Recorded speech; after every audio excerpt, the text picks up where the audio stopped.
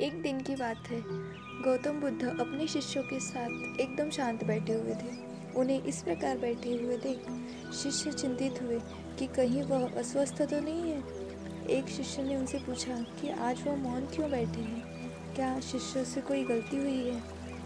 इसी बीच एक अन्य शिष्य ने पूछा कि क्या वह अस्वस्थ है, पर बुद्ध मौन रहे। तभी कुछ दूर खड़ा व्यक्ति जोर से चिल्लाया, आज मुझे सभा में बैठने की अनुमति क्यों नहीं दी गई। बुद्ध आंखें बंद करके ध्यान मग्न हो गए। वह व्यक्ति फिर से चिल्लाया, मुझे प्रवेश की अनुमति क्यों नहीं मिली। इसी बीच एक उदार शिष्य ने उसका पक्ष लेते हुए कहा कि उसे सभा में आने की अनुमति प्रदान की जाए।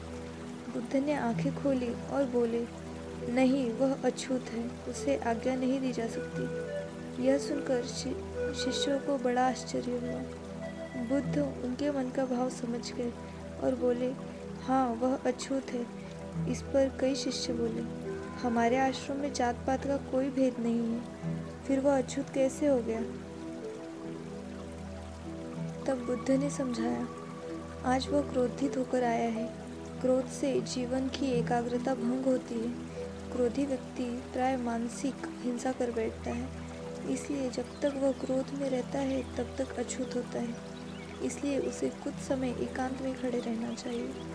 क्रोधित शिष्य भी बुद्ध की बातें सुन रहा था। पश्चाताप की अग्नि में तप कर वह समझ चुका था कि अहिंसा ही मनुष्य का महान कर्तव्य और परम धर्म है। वह बुद्ध के चरणों में गिर पड़ा और कभी क्रोध न करने का प्रण लिया। क्रोध के कारण व्यक्ति अनर्थ कर बैठता है और पश्चाताप उसे बाद में होता है, जिसका कोई लाभ नहीं मिलता। इसलिए हमें क्रोध नहीं करना चाहिए। असल मायने में क्रोधित व्यक्ति अछूत हो जाता है और उसे अकेला छोड़ देना चाहिए।